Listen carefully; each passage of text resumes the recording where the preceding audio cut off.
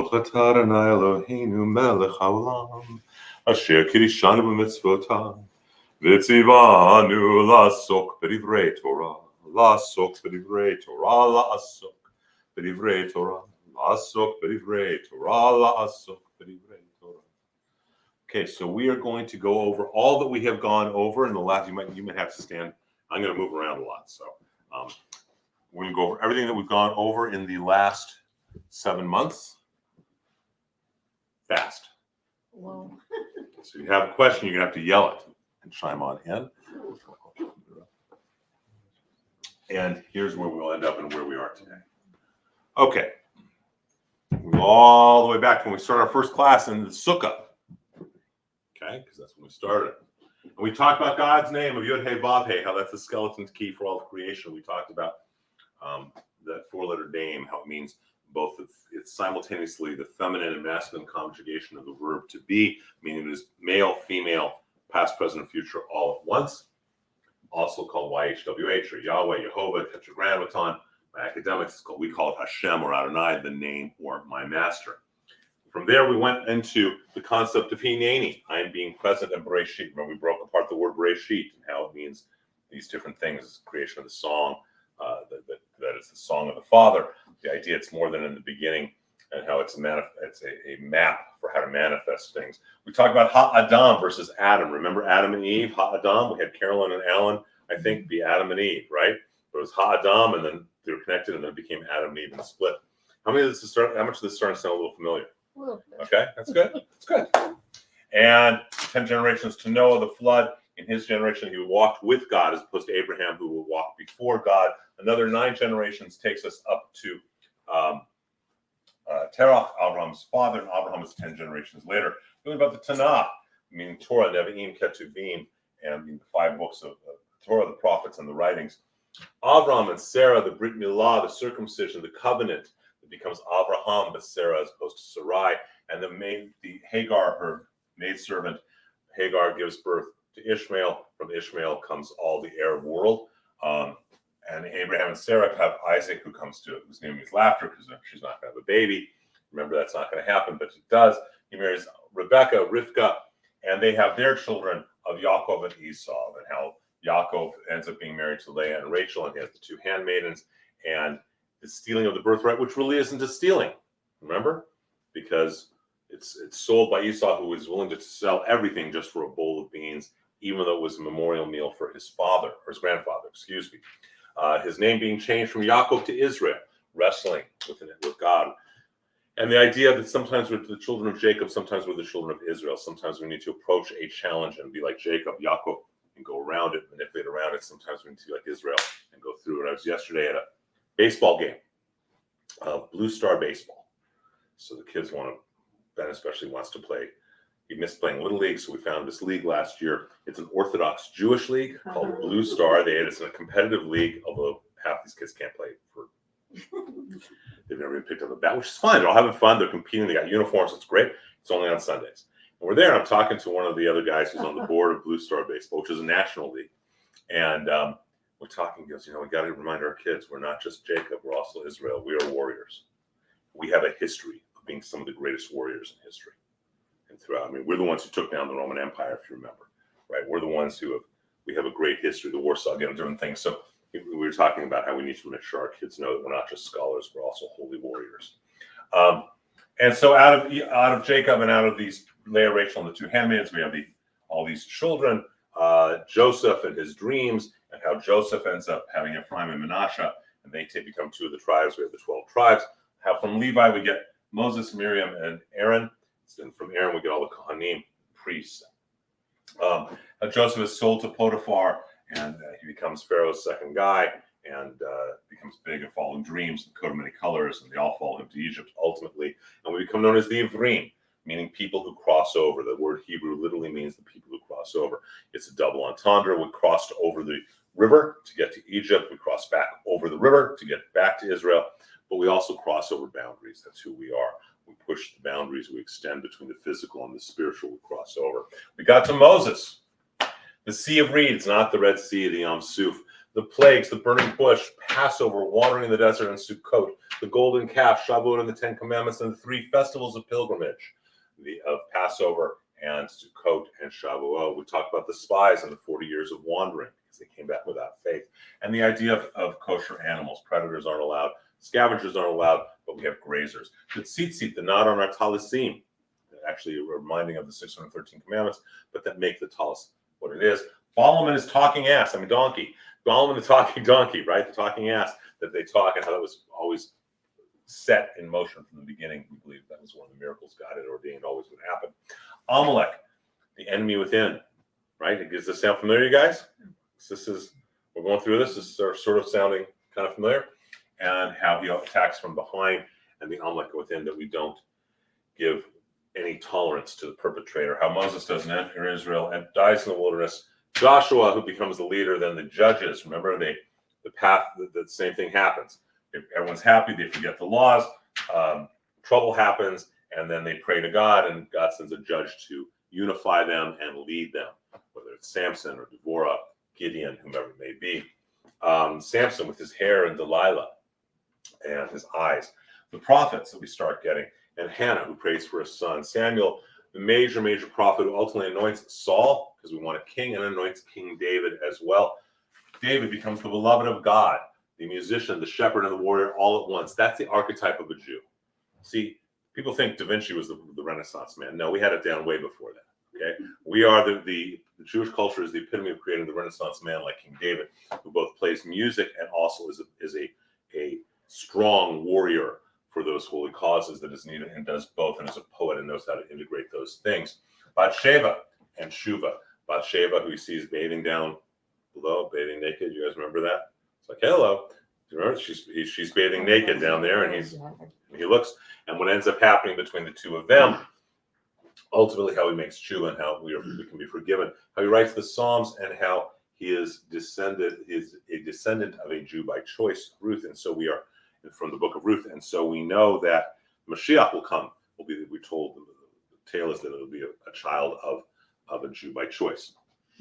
So and then we talked about as well that this Tanakh, this Bible, that over 2/3 of it just in a page count, is either by David, by Solomon, about David, or about Solomon, or about the temple. And then in fact, remember we talked about this, the Tanakh, which no one wants to talk about outside ultra-Orthodox, but it's the truth. Just on page count, the Tanakh is about the prophecies and the preparing and creation of the temple may be rebuilt in our time. Not something popular in the Reformed Jewish world, but the reality is that's what the Tanakh is about. Just look at the page count. King Solomon, the wisest of all, how he builds the temple, how he writes Mishlei, Proverbs when he's a middle-aged man, Song of Songs, Shir HaShirim. Remember that passionate piece? That is when he's a young man, and Ecclesiastes Kahel when he's an old man, and what those means. How the kingdoms get split. And in the north you have Israel, in the south you have Judah, where you have tribes of Benjamin and Judah. In the north you have the other 10 tribes, how they split. How in 722 the kingdom of Israel is conquered, and then in 586, 587, this is all before the Common Era, the kingdom of Judah is conquered, and we keep moving on. To Ketuvim, we talked about all the writings, how to experience God in every relationship, Job, Psalms, Ruth, all of those, Ezra, Nehemiah, to rebuild the temple at the end of the Tanakh. So we ultimately, everything, again, just the order of the books tells us. It's all about how we're going to rebuild the temple. What is it about? The holidays, we talked about the holidays. Rosh Hashanah, the New Year, Yom Kippur, Yomim Noarim, the 10 days of awe, Yom Kippur, Sukkot.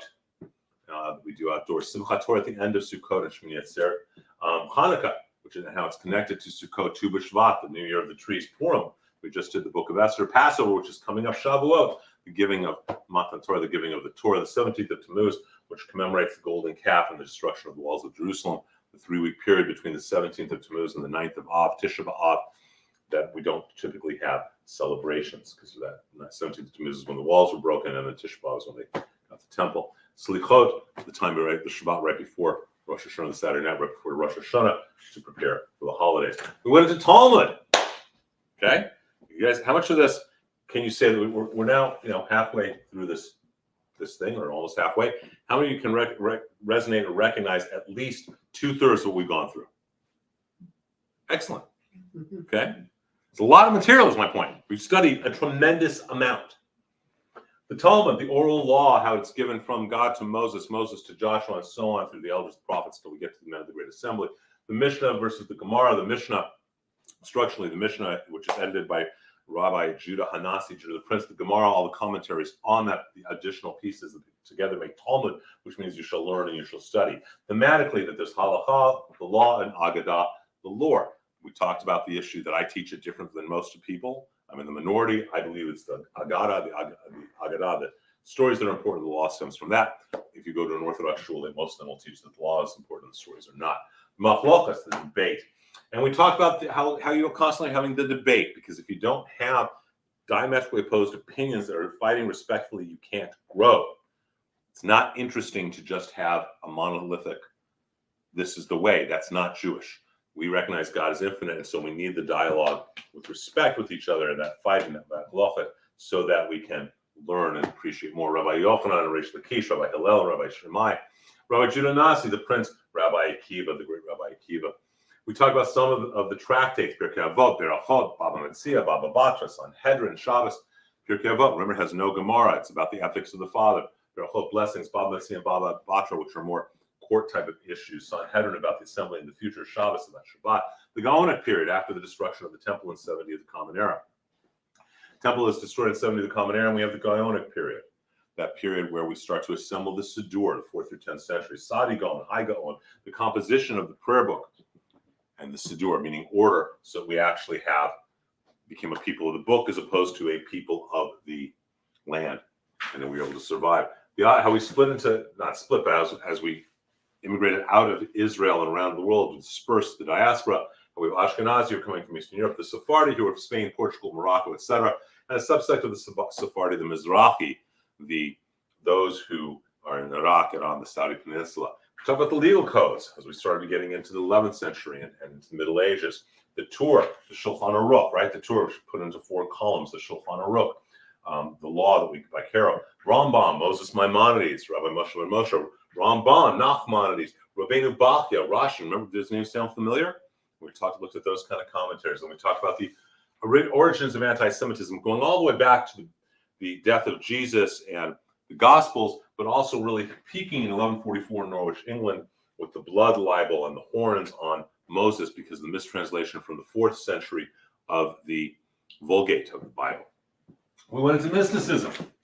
Maaseh Bereshit, workings of creation, Maaseh Merkavah, the workings of the chariot. How and why did God create the world? How and why does God sustain the world? The concept of unification, Yachud, of Devakut, of cleaving with God. Of Gematria, the numerology, right? What the numbers mean and how letters and numbers are interchangeable to give us a deeper insight. Lekabel, meaning to receive. Some of the 3 major primary texts beyond Talmud and Tanakh of Sefer Behir, Sefer Yetzirah, and Zohar. These texts of mysticism that go into this. We talked about the Sfirot, remember, which we just looked at in the Ark, and those things. The Ramchal, Rabbi Moshe Chaim Luzzatto, and his amazing work, which both starts the Sefirot and also Mussar, the ethical behavior. Rabbi Isaac Luria Ha'ari from Sfat, and teaching Kabbalah, what is now called Kabbalah, when really it's really Luriana Kabbalah. Hitbodedit or Hisbodedus, meditation. Now it's both a bridge and being alone at the same time. And then what we have, as we start into the 18th century, the Reformation in Germany with Moses Mendelssohn, as we're more German than we are Jews, right? And so we're going to change some of those practices and how they change the practice, and they call everybody else Orthodox, and they call themselves Reformers. At the same time, the Hasidism coming out with the Baal Shem Tov, Rabbi Israel ben Eliezer, storytelling, mysticism, Nigum, calling a Rebbe, the idea of a spiritual teacher that's more than just a rabbi, that told us his successor, Rabbi Dov his other successor, Rabbi Nachman of Breslov. Remember, Shlomo Karlbach says we all have 2 rabbis, our Rebbe and Rabbi Nachman of Breslov. Am I going fast enough? Can you tell my dad was an auctioneer?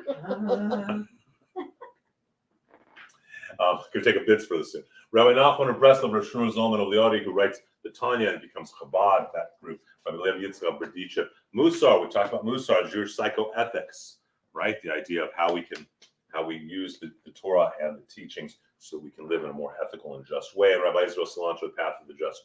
And Mussar Shmuz. We get into Zionism, which we talked about with Theodor Herzl. If you will it is no dream. In Tirtsu ein zo agada. How funny that signs up there. and modern Hasidism, and the Balfour Declaration, Ben Gurion, Golda Meir, Chaim Weizmann, Kibbutz, Rabbi Avraham Isaac Kook, who's so forgotten about and should never be, because he's really, we should pay more attention to him. He brought the conflicting aspects of Judaism together. We spent time and we talked about the Shoah a little bit, and we started going to that, and that's what we're going to go into a little bit more tonight, because we did talk about the Shoah, right? Okay, that we did not talk about the Shoah last week. I don't remember. So we're going to go into the Shoah right now, and then post-denominational where we are. So we are already up to here, and we're going to go through this right now. What do you guys think? Have you learned a lot or what? Definitely. It's all a blur. Huh? It's all a blur. Yeah, I probably didn't. learned 10% of what you taught. Well, but it sounds familiar. Yeah. And it's my second time, so now Sounds I have 20%. Exactly. All right. So let's talk about the Shoah. The whole, because that's where we are. So we have modern Zionism, which is where we were, and then we have this thing that happens in Germany. And the question that gets asked is, how did Hitler come to power?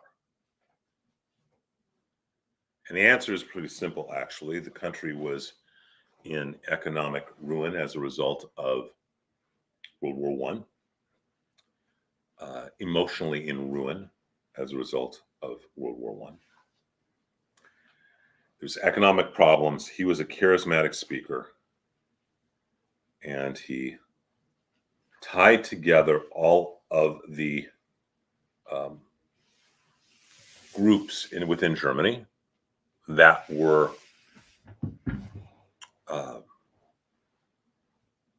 in one way or another persecuted. And he tied them all together and said, see, and he became the leader for all of them, and then became the leader for all of Germany, and then, by the way, then killed all those other groups. But, and yes, there were a couple 100,000 Jews who supported Hitler originally.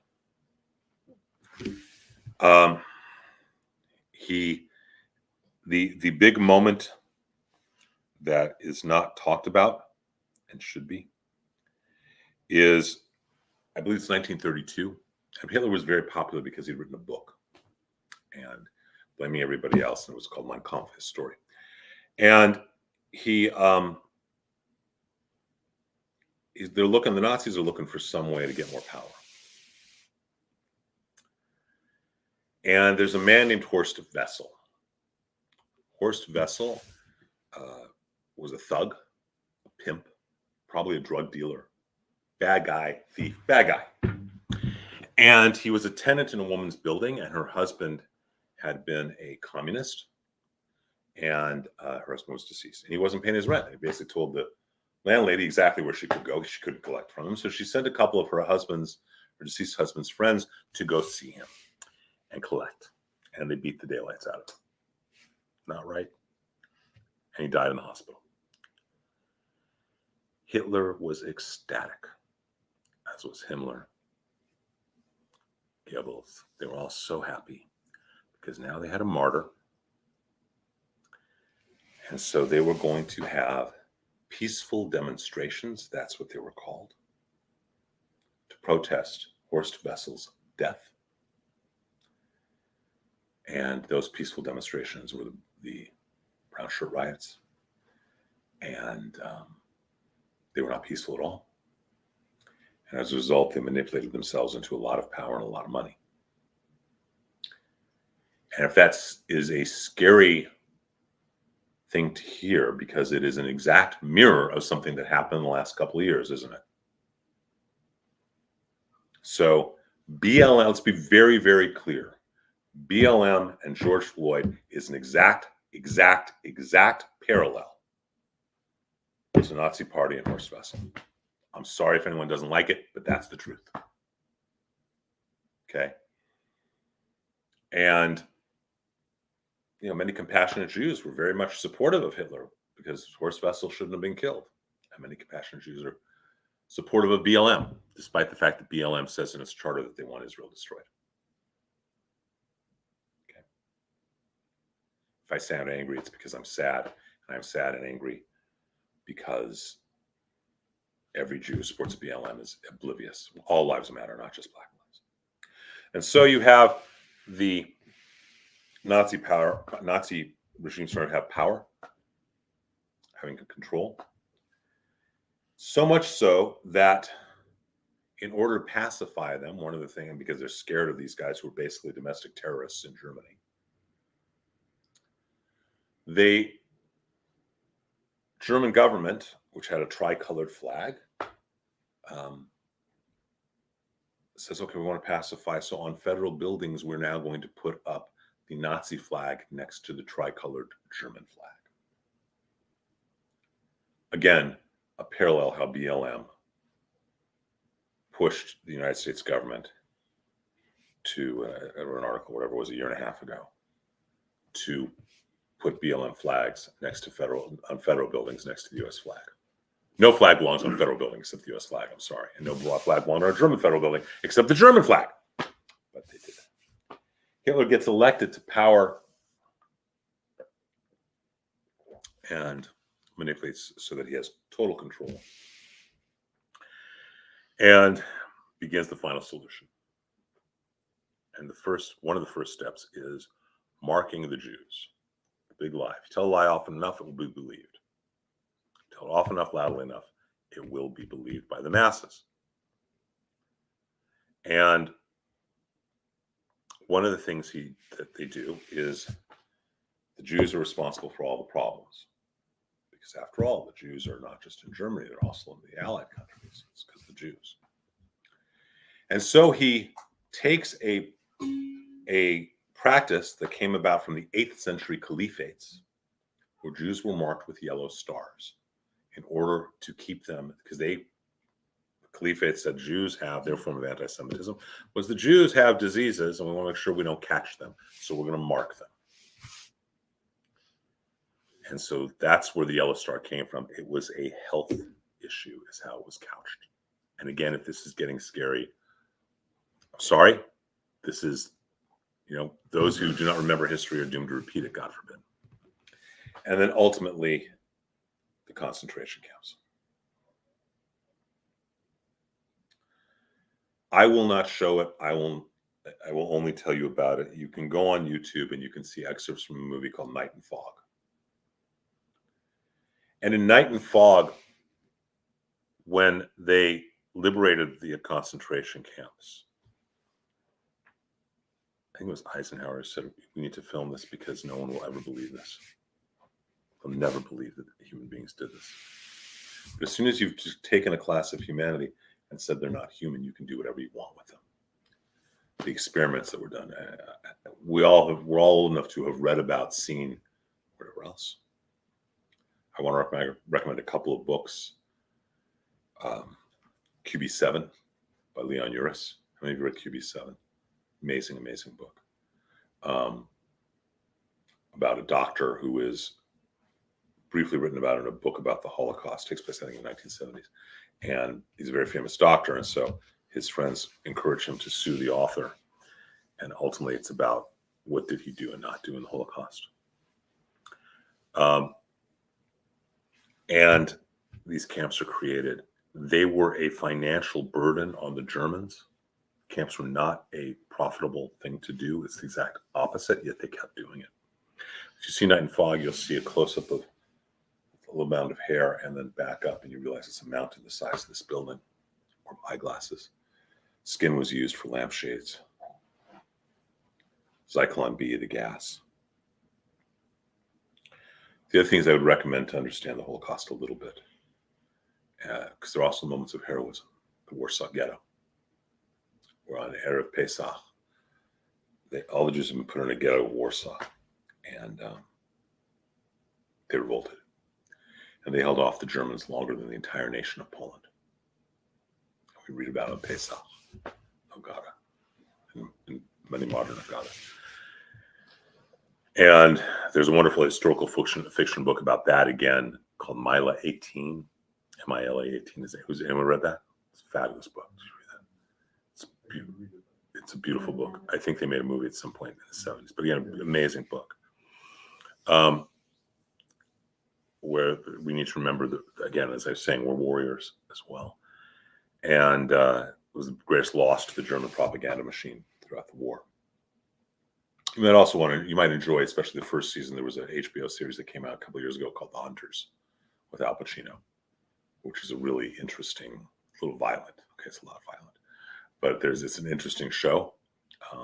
Pacino's brilliant in it, but about, again, taking place in the 70s, about Jewish Nazi hunters.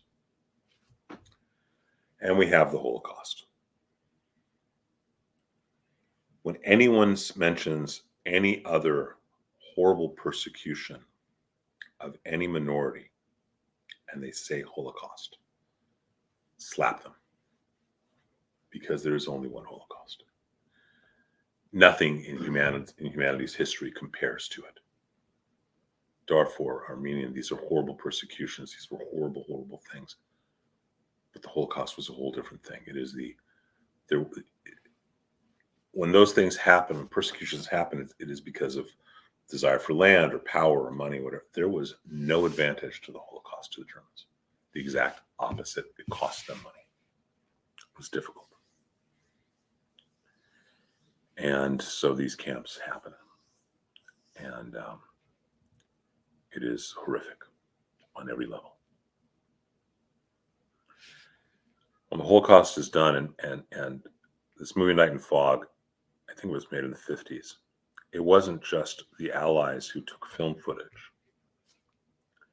Hitler also had film footage that he had taken of what was going on in the concentration camps, because he believed the world was going to cheer him for doing it, for eradicating every Jew.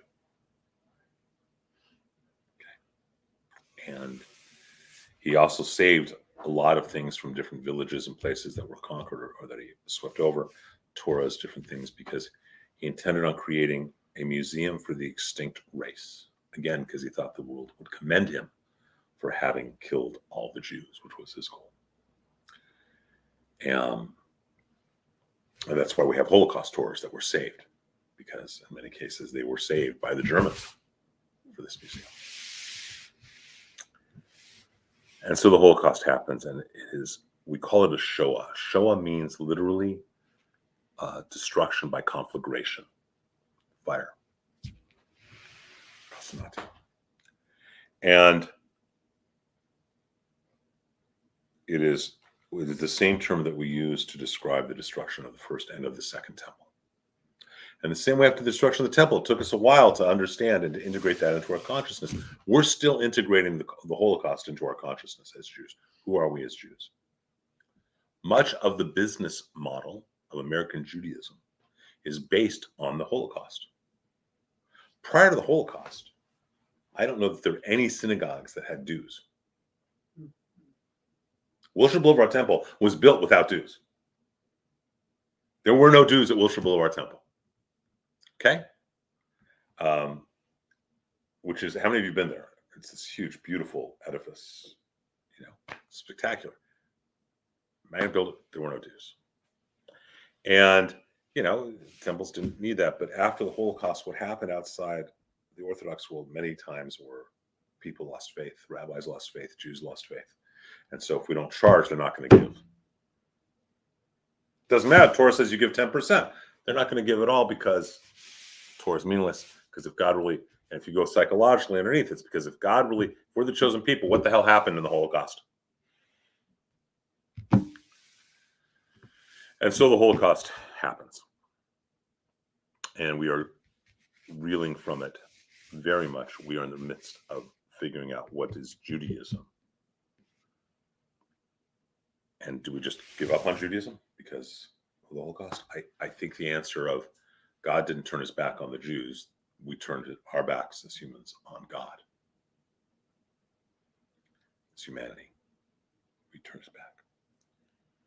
And I'll give an example. The Pope at the time, who was called Hitler's Pope, could have stopped the Holocaust if he had said to all of the Catholics, do not, first of all, take Jews in whenever they need hiding, and do not surrender Jews to the Nazis. That's what would have happened. But that Pope, I believe, was pious. They keep trying to sanctify him periodically. And then people remind history, you can't make a saint, a guy who did what he did. But he wanted, and the church was so concerned with power, and so concerned with keeping its own power as opposed to having conflict that they sold themselves down the river. Vatican did that. Because think about it, if every Catholic had said, no, we're Catholic, we're not Nazis, we're not supporting the Nazis, what would have happened in Eastern Europe and around the world?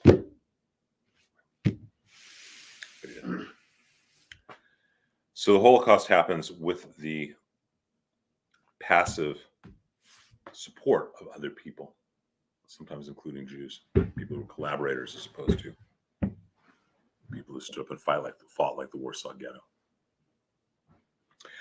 The Holocaust ends, and as a result of guilt and other things, Zionism comes into play. We now have a modern state of Israel in 1948. We talked about that. As soon as Israel is established, immediately it is attacked. And we talked about that, I think, last week or the week before, right? Right? We did do that. Okay. And so you have modern Israel, you have Ben Gurion, you have all these guys who come out after the Holocaust. And we're still reeling from it. The 1967 war, the Yom Kippur War. And up until a certain part in the 70s, there are enough survivors around that it's unpopular to say you're an anti-Semite. But then, since Israel wins these wars, it's okay to say, well, I'm anti-Israel. I'm not anti-Jew. I'm anti-Israel. By the time you get into the late 80s, that's where it's become. By the time you're in the 90s, it starts becoming okay to say that Jews are bad. And certainly today we find that being said all over by celebrities, politicians, and everyone else. By the way, did anyone hear Kanye West's comment the other day? What did he say? Kanye West, who had done all this, gone on this anti-Semitic rage a month ago, he's changed his mind.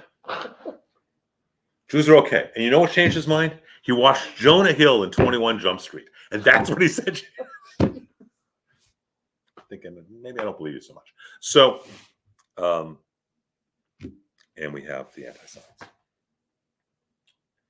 So now we're getting to the 60s and 70s and what's going on in the world. Anti-Semitism. You get into the 70s and 80s, you have Louis Farrakhan, Al Sharpton. Jews are cockroaches. They should be snuffed out. Who, because they become very powerful or very popular in the Black community, now a division is made. You know, prior to the 70s, the Black and Jewish communities were very, very close because there was a similarity, a simpatico between their experiences. Ours was much older, but there was a simpatico. Farrakhan, Sharpton, et al. Created a division. And politically, people start paying homage and trying to get Farrakhan and Sharpton and those guys to support them. Farrakhan, who calls us cockroaches, Sharpton, who calls New York Jaime Town. Things like that. And yet, one of the political parties really starts to kowtow to them to try and get that vote. And it's all pretty disturbing. And the hatred that starts coming about between two communities that had always been very close. The NAACP is Jews who helped fund and start that. And by the time you get into the 60s and 70s, you've got Israel, anti-Semitism directed towards Israel is anti-Israel. You've got people coming out of Russia, coming out of Iran. And we get into the world we have for the last 30 years. This world of diaspora Judaism, everything outside of Israel, and Israel, Judaism and Israel itself. And we talk about how we have these movements, right? We had just Judaism, and then you had the reformers who then called everyone else Orthodox. Then you had conservative who said we're not as observant as the Orthodox, but more observant than the reformers, more conservative than them. You get Reconstructionists, which I can't explain because I don't understand it, which is okay. I'm okay having deficiencies in understanding certain things.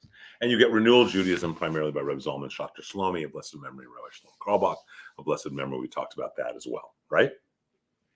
I don't remember which classes I teach.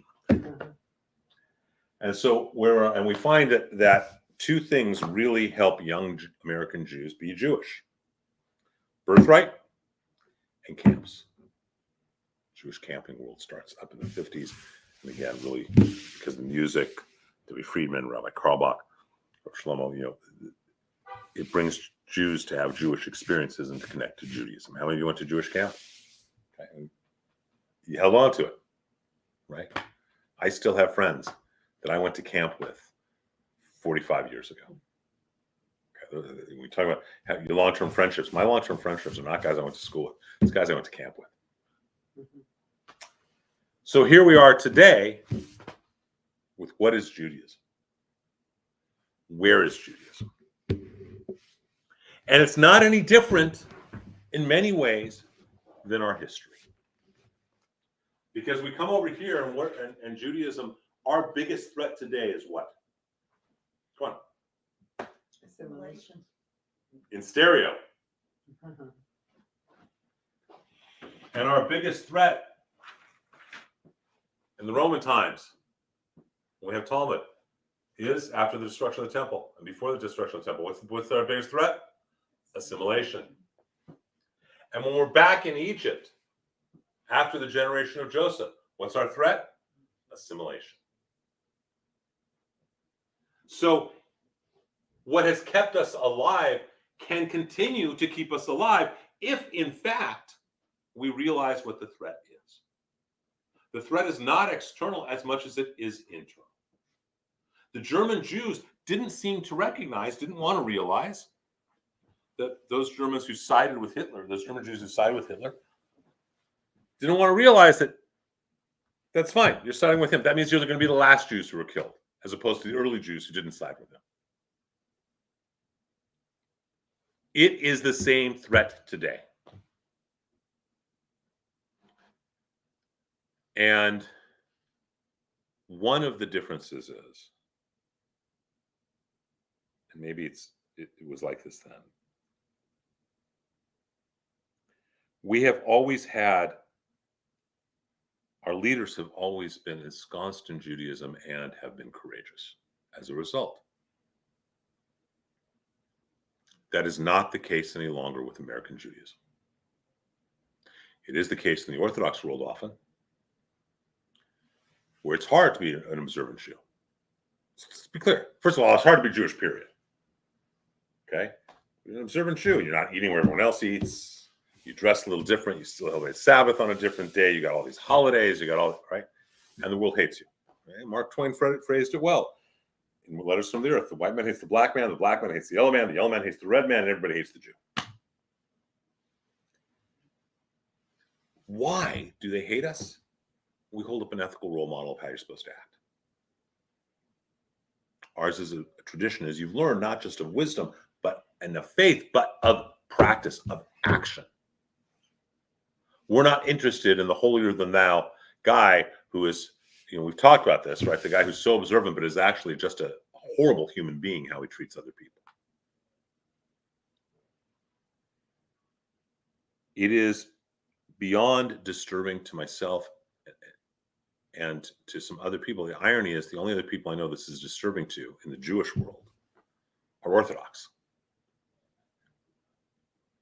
I don't have a right to comment on Israel's politics. Because if I want to be a citizen, I can go be a citizen next week. So if I choose to live here, I don't get a right to do anything but defend them. Yet American Jews are doing everything they can to be subservient to the political parties and the political themes of the 21st century world in America and politics, as opposed to the Torah, the Talmud, and our traditions. My friend and teacher, Rabbi Shulchan, I was talking to him earlier today. And maybe the goal is for everyone who's not observant to at least be a non-practicing Orthodox Jew. He likes to call me that, non-practicing Orthodox Jew. I don't wrap to fill in every day yet. Okay. But the idea that every Jew should have Jewish values, and we've lost them. We really have. But if you look at the movements on this big piece of paper, the movements don't start till over here.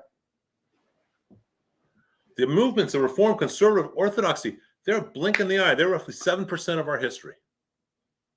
It's a blink of time. And maybe the answer is that we need to become knowledgeable, educated Jews who accept Jewish values. Maybe the answer is, I see the value of being kosher. Someone says that they see the value of being kosher, they understand it, but they're not ready to be kosher yet. But they certainly believe that that's a goal, an ideal. They're not willing to be Shomer Shabbat, really observing and practicing the Sabbath fully, but that's okay. They want to light candles, and they wear every Saturday, every Friday through Saturday night. It's Shabbat. Whether they're doing things that are in theory forbidden or not, Shabbat is a special day. And don't laugh at the guy who's walking to shul, but embrace him. One of the big challenges that I have seen over my lifetime, not changes, but challenges, is how many Reform and conservative and secular Jews degrade those who are observant. Okay. Oh, they're archaic. Why do they keep those laws? Oh, why are they, primitive like that? And I think the key is to understanding all of this, to realizing what is Judaism, what does it mean to be a Jew, and to spread that, for lack of a better term, gospel, that good news, because that's what gospel means. That this is what Judaism is, beautiful, and you don't, you become as observant as you want. There's no mitzvah police. But to first of all understand where it comes from and respect it. As I've said repeatedly, as a young man, I thought Talmud was a waste of time. And it was for old men who had too much time on their hands. And now I believe it holds the secrets to the universe. So either it holds the secrets or I've become an old man with too much time on my hands. Both are possible. But the idea of going back and understanding where we come from, understanding our wisdom, understanding our role models that we see up here, understanding how vast this sea of Judaism is. And we've only touched this surface on this great sea. But to understand how each of these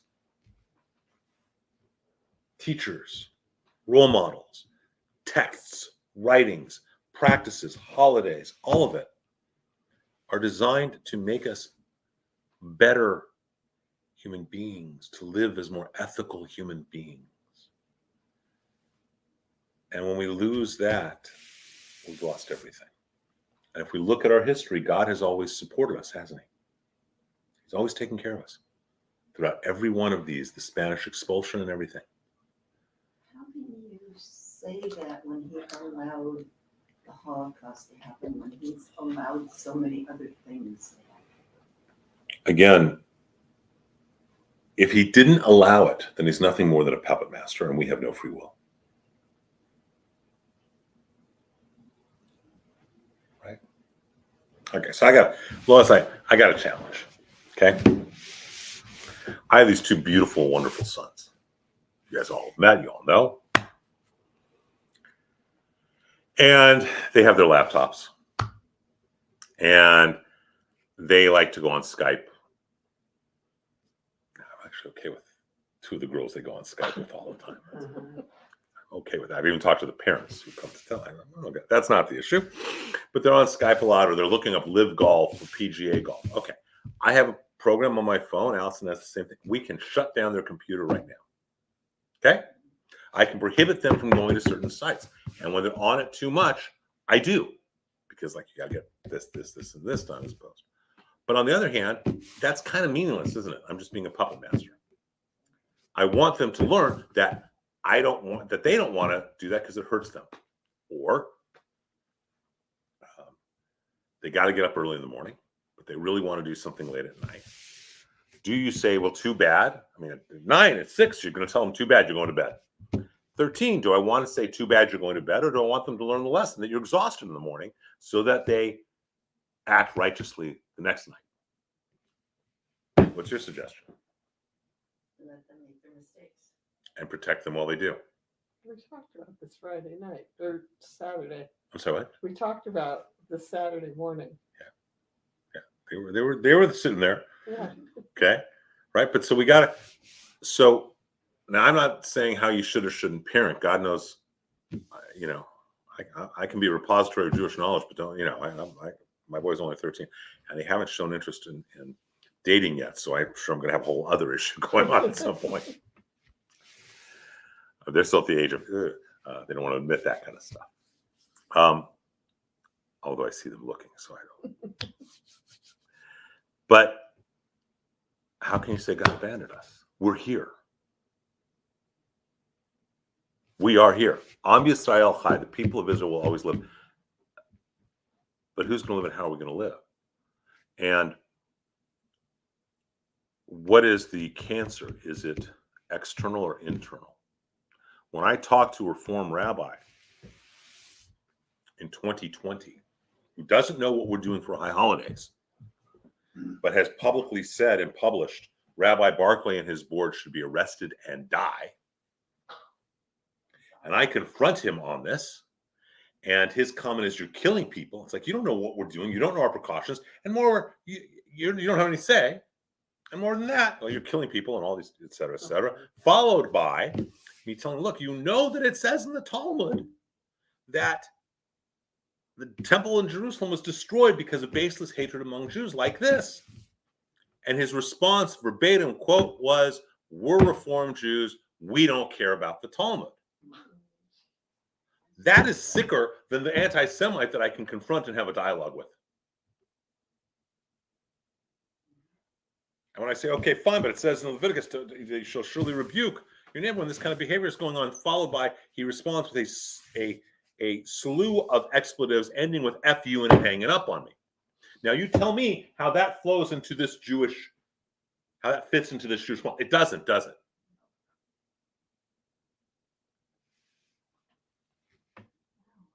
Yeah, wow. Now, you guys know my house has been vandalized. I can't prove certain things. I know that certainly some of it was organized or inspired by words of other Jews in the area.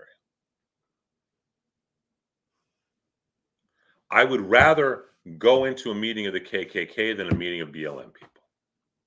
And I would rather go into a meeting of people who are clear anti-Semites and have a dialogue with them. It is an easier dialogue than with secular Jews who hate Judaism. People say, Rabbi, how come you didn't watch all the Larry David shows? They're so funny. And my answer is, it's not funny to me. It's not funny of a self-deprecating Jew. Why do I not talk politics from the pulpit? I think all of you know me well enough. I have my political opinions. They're certainly available. I do a certain amount of writing just because it's not sent to the temple. You know, we only send it to the temple. My writings that are Torah related. I've done a fair amount of political writing, right? Why do I never speak politics from the pulpit? Because that's not my purpose, right? As a rabbi. Yet 99.9% of Reform and conservative rabbis preach their politics from the pulpit, don't they? I won't preach politics, and I'll never badmouth Israel. I don't care what they do. Because the moment I do, all the anti-Semites get to say, oh, look, even the rabbi badmouths Israel. So now we have over 300 rabbis that recently had sent a letter to Knesset, I think I told you about, right? That we're not going to let any of Knesset come and do fundraising as long as this administration is in charge. What fodder is that for the anti-Semites? Isn't that great for them? They get to say, look, even the Jew hates the Israelis. Ilhan Omar gets to say, look, even that rabbi is putting down Israel. So obviously I'm right. Tlaib gets to say those things.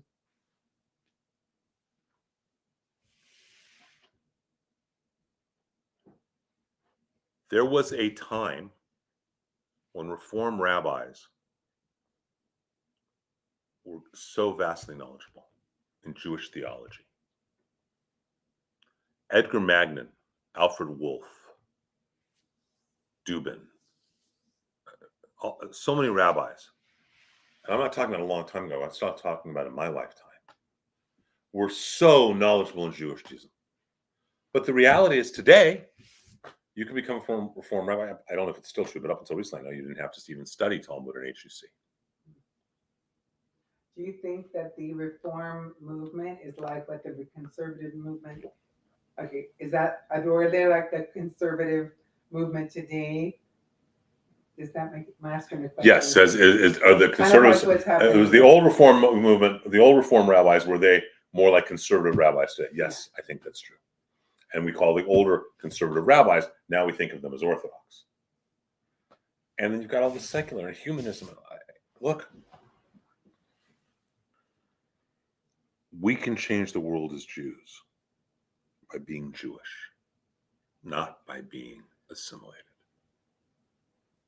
Martin Luther King said something to the effect that clergy and leaders are not to follow consensus, but to lead by creating a consensus. But that's not the world we live in, is it? In America and Southern California. So I'm not suggesting people need to go out and start being Shomer Shabbat and keep it kosher. The idea is you learn and you do what you want to do as you do it. So Rabbi Barclay once said, how do you become observant? And his answer was very slowly. But if we don't have the values that are here, we've lost who we are. The renewal world, Shlomo Carlebach and Zalman Schachter Shalomi of blessed memory, these were ultra-Orthodox, knowledgeable, they were knowledgeable wise men in Talmud and everything else. Unfortunately, that's not always the case. I mean, there are exceptions. Rabbi David Barron at Temple of the Arts probably has one of the most reformed congregations in the city, yet he has an Orthodox ordination. Okay. So there are the exceptions, but the vast majority are secularizing, aren't they, and assimilating. And if we've watered this down, then that assimilation is even easier, isn't it? When a rabbi says to me, we're Reformed Jews, the Talmud doesn't mean anything to us. How do you even respond to that other than you ignoramus, you are killing the Jewish people as much as Hitler did? How did you respond to that? First, I was in shock, but then I responded by saying, fine, in Torah, because I know he believes in Torah in theory, it says that you shall surely rebuke your neighbor for this kind of behavior. That's when I got the string of expletives ending with F and hanging up on me when I pointed out the Torah quote. How do you respond to that? So maybe the answer is, as Rabbi Shochet has phrased it, maybe the answer is non-practicing Orthodox Jews. When you think about our community, right? We do the vast majority in English, we do transliteration, we have recorded music, we use microphones, we do all these things you wouldn't have in an Orthodox shul. And at the same time, we're really studying and learning and practicing the essence, the values. So I guess maybe our synagogue should not be called post-denominational. Maybe we should call ourselves non-practicing Orthodox. So that would really confuse everybody. What do you call our congregation? Because people have asked me. Post-denominational. Meaning that in the 18th century, you start getting the denominations of Reform, Orthodox, Conservative, Reconstructionist, Renewal. We are post-denominational, after the denominations. For a while, it was also called that idea, which most of the successful congregations starting in the last 30 years are that.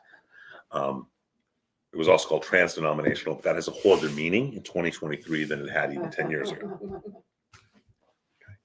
Okay. So, as an example, we use a conservative prayer book. We do a lot of work in English, and yet I'm teaching text. I make it accessible, but every week you guys get Torah commentaries, right? And they're steeped in the values of this. Conservative meaning to orthodoxy.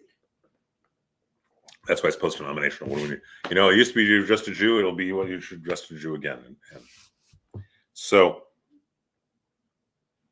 or as Allison likes to say, our Reform friends call me an Orthodox rabbi, and our Orthodox friends call me a Reform rabbi. But the idea being that you're a Jew, and so we're learning. So, when someone says, "What do you do?" I say, "Look, the great example is once a month we do Talmud and tobacco, which we're doing this Wednesday night on Hidden Secrets of Passover. I want to recommend you all come to it because it'll make your Passover Seder that much more meaningful. Guaranteed, you'll learn some stuff. And it'll be that much more meaningful because I've got all sorts of stuff about Pesach.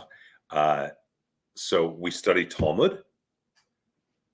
We supply cigars for those who want to smoke. People buy their own food and drink. There have even been people who have decided that the food they wanted that they got for themselves was pepperoni pizza. Oh no.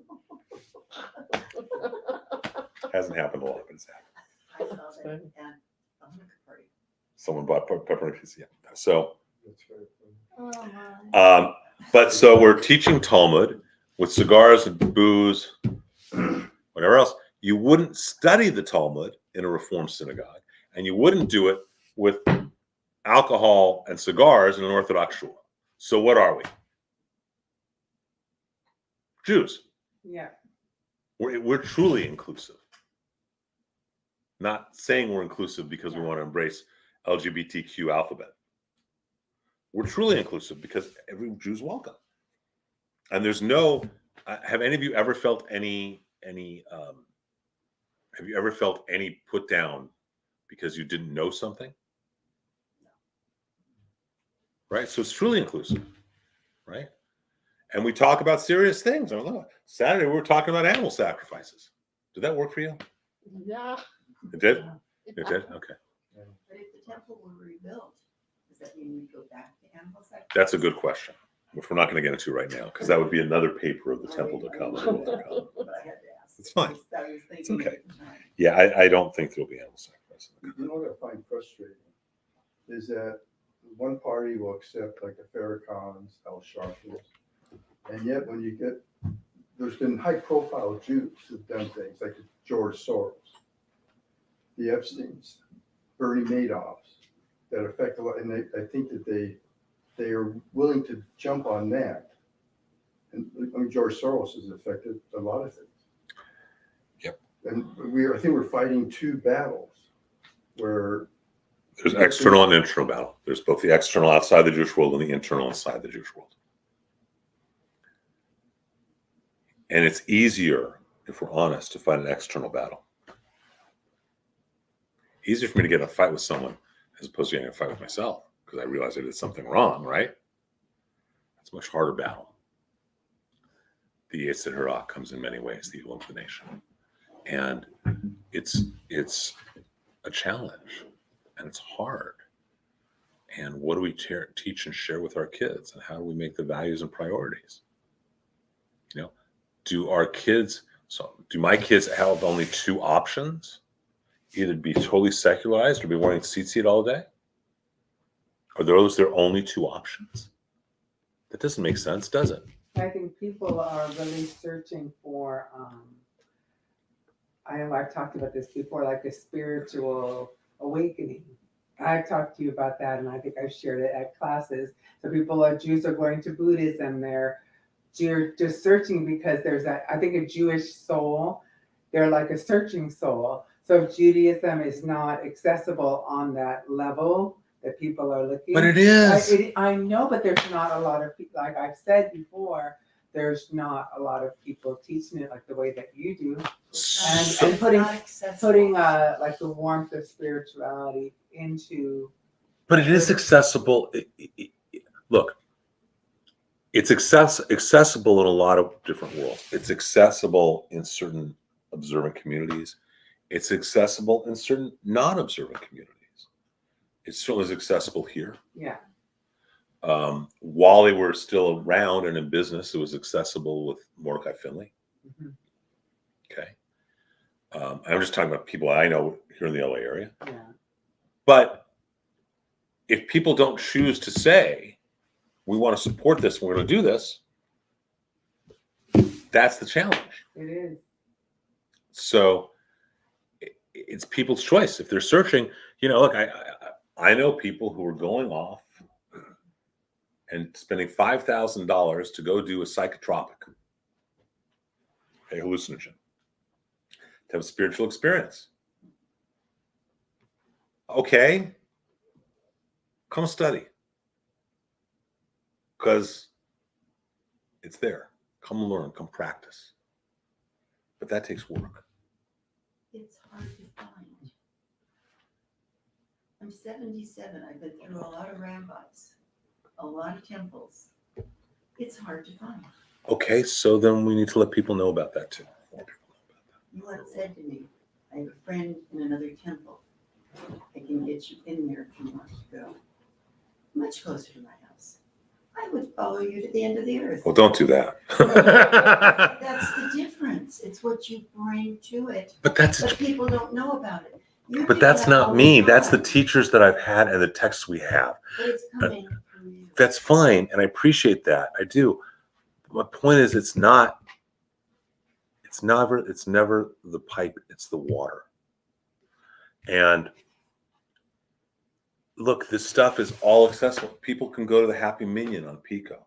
You'll find this stuff. It's just going to be an observant community where you're going to be expected that everyone's keeping kosher and all that. But it exists. The challenge is, what is the loudest? Like in the times of Germany, what is the loudest is the argument assimilate. They just honored a rabbi. The California legislature just honored a rabbi because all the amazing work she's done with the LGBTQ community. Okay? It's not that she's gone out and helped the LGBT community, by the way. It's that she promotes that agenda within her temple. I'm not saying that it's not like she's going out and helping people. She's promoted that agenda. Fine. But you know what? Elijah Shulfat has done a whole hell of a lot more by being a professor of Talmudic studies for pretty much every conservative rabbi in this country for the last 40 years. Has studied with him. And many Reform rabbis. So why are you not honoring him? I don't know if he's ever been honored or not. That's not the point. The point is that there's an agenda. So who is that agenda for? If we don't have all of this, if we're not conscious of all of this, and you get this, none of this is that deep in Judaism, right? Any of these, we could go a lot deeper. We just touched the surface. If you're not steeped in Judaism and Jewish values and thoughts, and not Jewish values of tikkun olam means repairing the world, which really means that we should go out and we should go march for transgenderism. But that tikkun olam means finding how you can repair the world with your soul, what you need to do, which may involve marching. But there's this whole other world. If we're not doing that, then what are we doing? We're not remembering that we are all the image of God, of the Yud, the He, the Vav, and the He, then we're not seeing. If we assimilate and we lose who we are, then we've lost. I've told this story before. I've written this story. I think this is maybe the reason to teach and the reason to encourage others to come learn.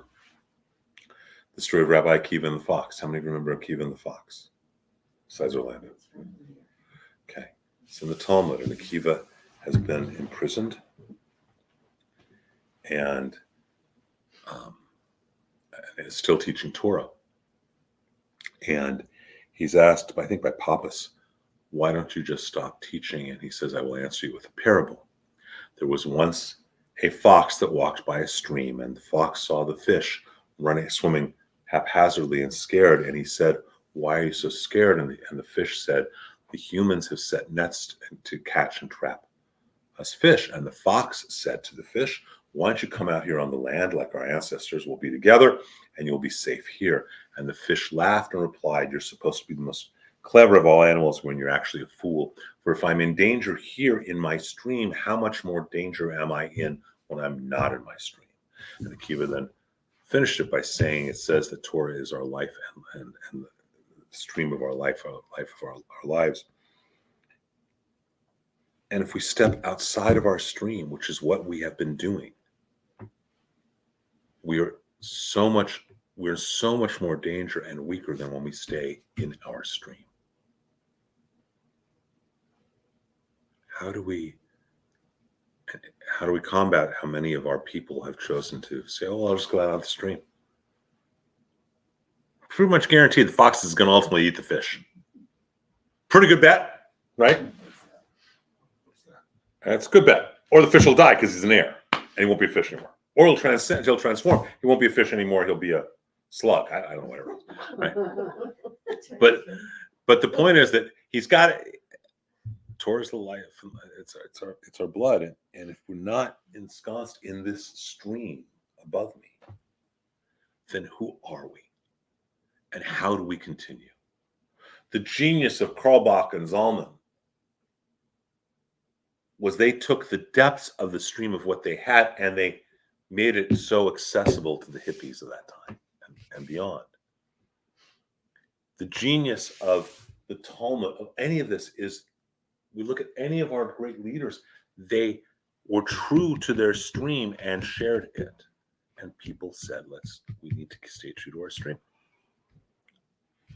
You know, are we doing that as American Jews in the 21st century? And what can we do to make more American Jews do it? Why is it that the problem lies in rabbis and Jewish institutions? I mean, why is it that everyone says, oh, we got to turn young people onto Judaism, and yet an AZA and BBG group have 10 or 12 synagogues that say you can't come here unless you pay a lot more money than you can afford before they come to us and say, well, of course you can come for free. What are those temples thinking? And it wasn't just one.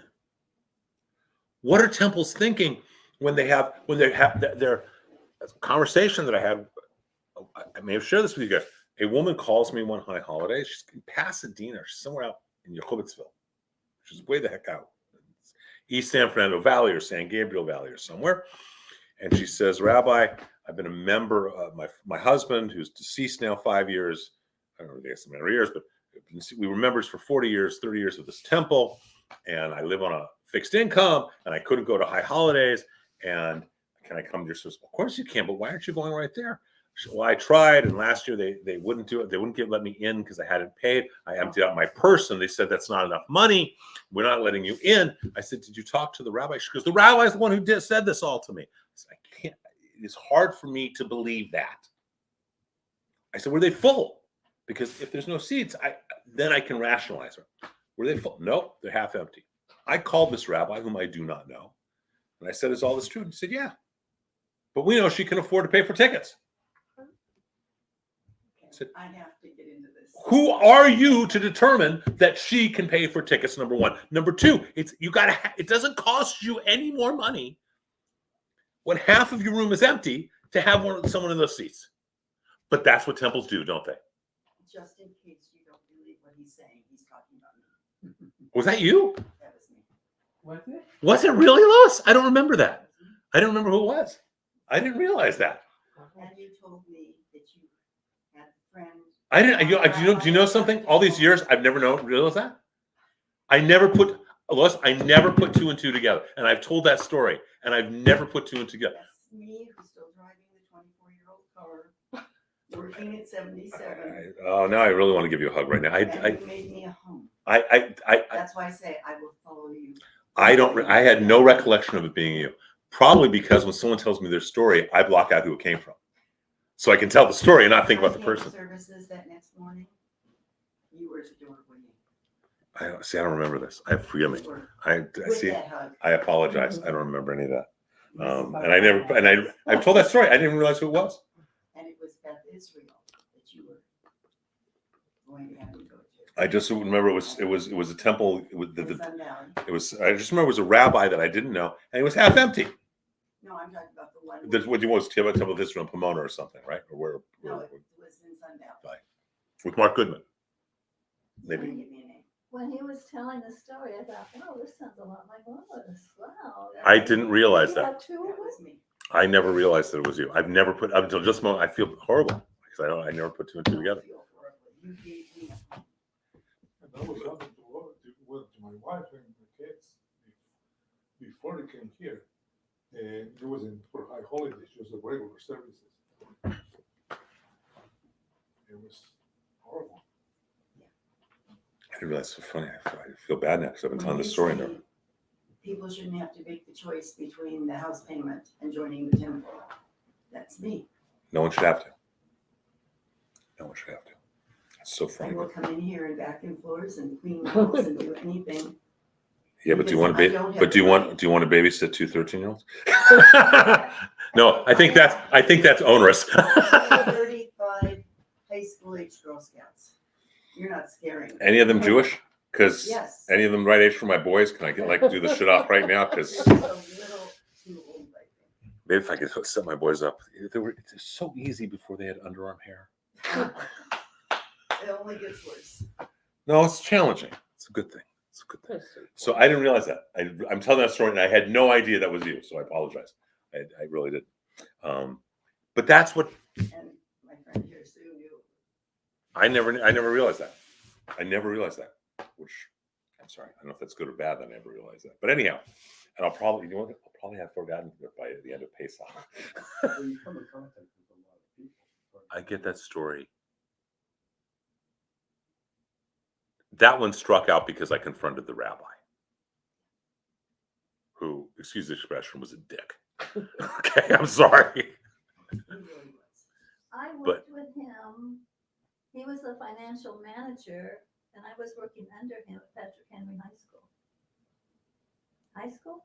Junior high, I think. I don't remember. And by the way, I don't remember. Before he became a rabbi. But I don't remember who the rabbi is, by the way. I don't remember the rabbi's name either. And I don't remember the temple's name. You wanna know? No, I don't. We're on video recording. No, I do not. Thank you. So no, I do not. But because I block those things out, because it's the teaching that's important to me. So, I was so shocked that you actually called him. because I'm so much a wallflower. One of the reasons why the young ones are not getting your message is because they don't teach this not to this degree. They don't teach it. Well, in then the I other will only chapels. say that I think our jobs, and I will tell you a place that teaches it really well. Esha Torah. What's that? Esha Torah is, sorry, Rob Weinberg, is an amazing organization out of Jerusalem that has brought young Jews back to Judaism. An amazing, I mean, I don't even know who Esha is. Okay. If you go on our website, somewhere on the website we have videos. Where's the videos section? Not of me, but of the Smiles for the Holidays. Oh, it's in, Somewhere we have these videos on the website. And I have a number of Aish videos on it because they're cool, they're fun, they're Rosh Hashanah's in the house tonight with break dancers, or there's one that they did about Pesach, and they're really well produced videos, and it's dope, bo bo dope, bo bo dope, bo, and it's to Bruno Mars, only it's about Pesach. And they make it cool and hip, and they're teaching. So it is being done. It's just funny. It is being done. I recommend Aish all the time, much more than Chabad. I recommend Aish. Wonderful organization. Wonderful organization. There are people, but we need to pass that to people that this isn't Judaism. That's all our responsibility. Because if our kids don't learn that, then they don't know. If our kids don't learn that you have teachers like Elijah Shochan and Shlomo Schwartzy of blessed memory. The Chai Center. Chai Center is a great place. Okay, Mendel Schwartz's sons runs it. If we're not saying here's places, then what are we doing? And we will lose. We will lose. This is our stream. It is our river. We need to remember what our stream is. And I think that's why we teach, why we need to pass it on. And, you know, each time we've had these problems, there have been communities that have stayed true to their stream. When the Reformation was going on, let's be more German than Jews, the Baal Shem Tov and the Hasidic world came about at the same time. When we were having the issues with Rome, with the Talmud, all these amazing rabbis and teachers. We need to have that in Judaism. And we need to, we need to pass that on. That's, I think, what's so important and where we are in the 21st century. So that's kind of where we are. Questions? I never do that. questions, comments? Do you think there is a benefit in more consolidation, let's say for what they would call the post-denominational Judaism, like they have the like there's nothing, everything is sort of splintered and everybody's kind of on their own, Right. their own. You mean if we had like our own little? Floating ice, Yeah, that doesn't. So I was just thinking. No, there's something called Aleph. It is a renewal Judaism program. And they ordain renewal rabbis. And it has its own rabbinic union, just like the Reformed Conservative. The challenge is the same challenge that they had in Reformed Judaism. Egner Magnin knew more about Judaism than most Orthodox rabbis today. Okay, I mean, I don't care. Did anyone know Magnin? Did anyone ever experience Magnin? Just the story. Oh. Magnums and I Magnums. Yeah, that's the stories. His brothers. Man was a genius. Okay, let's be clear. Forget about. He was the greatest fundraiser of the last century. Forget about the fact that he was a brilliant theologian. Brilliant. And then it got to where Reform rabbis can make a comment like it's Talmud. Talmud's not important to us.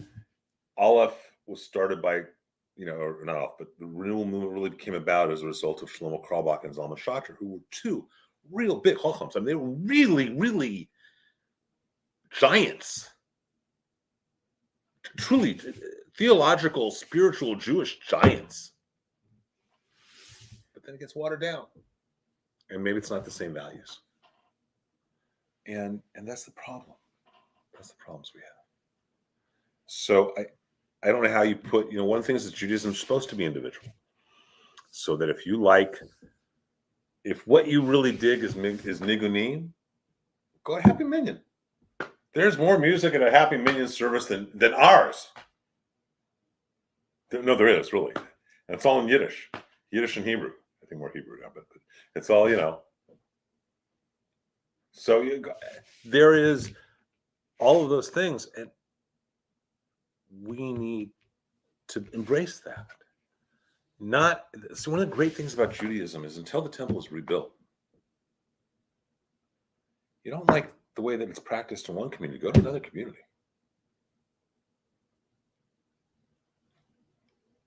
It's so disturbing to me on a personal level. It's a hard thing for me.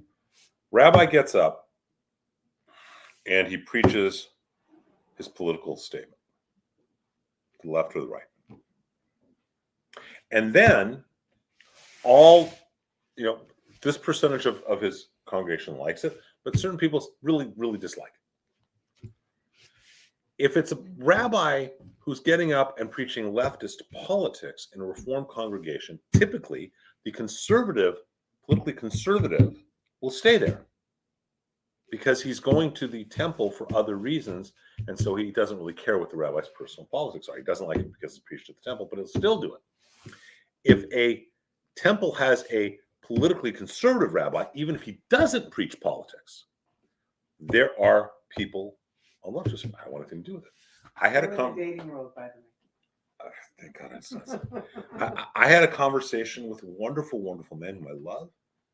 And we had this conversation. And I said, we were talking about that. And I said, well, wait a minute. If someone needed the greatest cancer research facility in the world, and that facility happens to be in Houston, Texas, and you walked into that facility, and I know that you're on the left, and you saw a MAGA hat, would you therefore decide that you don't go to that doctor? And he said, yes. Oh my gosh. And another one I said that to, and he said, no, but I'd never support the hospital. I would take their services, I'd pay for my surgery, but I'd never support the hospital. Whereas, as far as I'm concerned, I don't really care what sexuality, political spectrum, or anything else. I want the best doctor I can have. I want to go to the best facility. I want to get where I want to get. I'm not going to, I have had amazing teachers who are on the far left politically and on the far right politically, and I could care less because I'm not going to them for their politics. I'm going to them for learning, for my growth, for my journey. So why is it, Jews are funny, but that's also because they get more secularized and they're assimilating. As opposed to people whether they went to Magnet or Shlomo Schwartz, who are theologically entirely 180 from each other, their communities, they went because both those men, incredible teachers, they pearls fell from their lips. Both of them, and I both Magnet and I can speak even more than Magnet about Wolf because I knew Wolf much better. Why aren't we doing this? So we need to make that accessible to people, and we try and do it through internet. We try and do it through different ways, but we need to pass that gospel, as it were, that Judaism has all that spirituality, actually has love without judgment, and is inviting, actually cares about people, actually wants to embrace.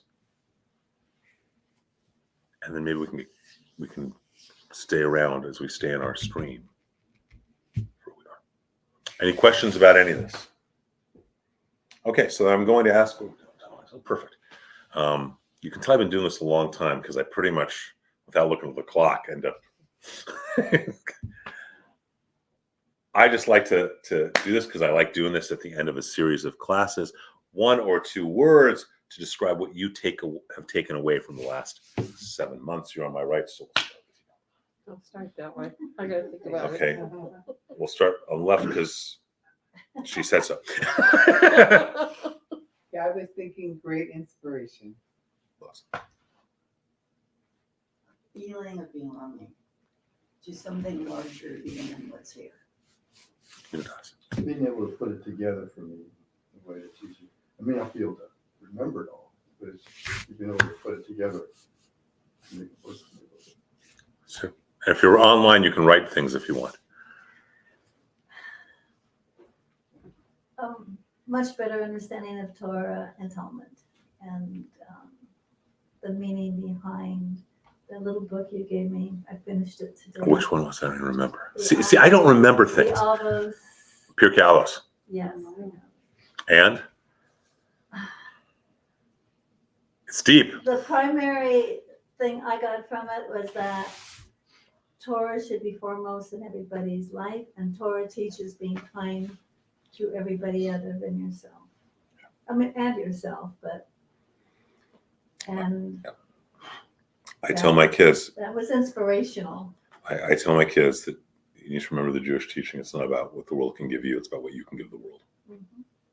Orlando, did anyone type anything? I love your passion. Just a learning, a knowledge of a religion itself, because like I said, I didn't really grow up learning about it at all. It was just go to temple and hear prayers that never meant anything to me. So that's why I enjoy coming to temple, because you explain everything. It makes sense. And for me, it's gratitude, both to all of you and to all of our teachings and to my amazing team. I've had, you guys, I am but a pimple on the tuchus of an elephant. And that elephant is, I had some amazing human beings as teachers in my life. Really amazing teachers who personify what Judaism is about. And that has made it, that's a blessing that I have truly, truly had. And so I'm grateful that I get to share that blessing in their name and for all of that. So thank you for doing this. And we will start up after between Pesach and Shavuot. I haven't figured out if we're going to do Pirkei Avot, if we'll have class for Pirkei Avot, or if we'll have a class on meditation and mysticism. Which would you prefer, those of you who are here or online? I know what you prefer. Lois, any preference? Not meditation. Not Are meditation. you going to consider doing like a Mussar class? I know you covered it. I went to a Mussar class and I really enjoyed. Mussar is really hard to do right in depth. It's until people really have. So here's the challenge with doing Mussar and really doing it. In order to really do it, you need to be willing to have the conflict between people to really break shells. In order to do that, though, it should be based in Torah. So if you don't have at your fingertips the knowledge to be able to say, well, look, Rabbi Akiva taught this, or Rabbi Hillel taught this, or it's hard to really do it. I mean, a lot of people try and do it, and I just think it doesn't quite, they just make it about teaching, okay, how do we live a better life, which is good. Right, I think that's the class I did, but I did enjoy it, whatever the level was that they taught it. Real Mussar is, the reason the Mussar movement never caught on is it's just not fun. It's brutal. Self-improvement. It's hard. Yeah, It's hardcore psychotherapy yeah. based in Torah. So it's hard. So does that make sense? Sure. Or it's a hard thing. Probably not meditation. Probably not meditation. I would like the Mishnah. You would like the Mishnah. I love my Talmud. Anyone over there type anything? Bourbon. Vicky Pershe says, I've learned the meaning beneath what I've known. Amen. What about meditation? Not meditation. Okay, so maybe we'll see about doing something. Dan, maybe do. Meditation and mysticism. So maybe we'll do one, and then we'll figure out another meditation or mysticism. I'm trying to plan a trip for my family to go to Israel in summertime. Wonderful. February of 20, because of the virus, all the prices dumped. I bought 4 business class tickets to Israel for $8,000. Wow. Now, if you know what the prices are to go to Israel, that's like one ticket. Right. Okay. And figuring we're going in May, it'll be done by May. Then postpone it to the next October, the next May, the next October. I get to move it to one more time. And so we're trying to do it Wow. if we can. For how long? Depends. If I'm looking at the idea of just going for 10 days, 9 days, Mhm. so that we could, because the other thing is when you get into summer, so if you go not summer, then the days are shorter and shorter. If you go summer, you can do a lot more. But if you go summertime, I have weddings. So I got to kind of fit, I can't say to someone I've committed to their wedding and now, oh, by the way, sorry, Right. my kids are playing golf in the Holy Land, because let's be honest, this is really all about they want to play in Caesarea, the one golf course. in Israel. I'll get them to do everything else with that goal. So, and look, change your daughter's lives, right? Oh yeah, my kids love Israel, both of them. So that's where we are. So thank you for this. We finished Thank right you, on Rabbi. time. Look at that. Look at that exactly now. And so this is, yeah, it's so funny. I've never put 2 and 2 together. Not once. No, it is. That's a wonderful story. Well, it's a great teaching, but now I feel guilty saying it in front of her. But now we know it's true. I didn't have to bring it up. No, You're discreet. I was both discreet and ignorant. It's it's really easy to be discreet when you don't No, know. but that's a terrible thing. You think about someone that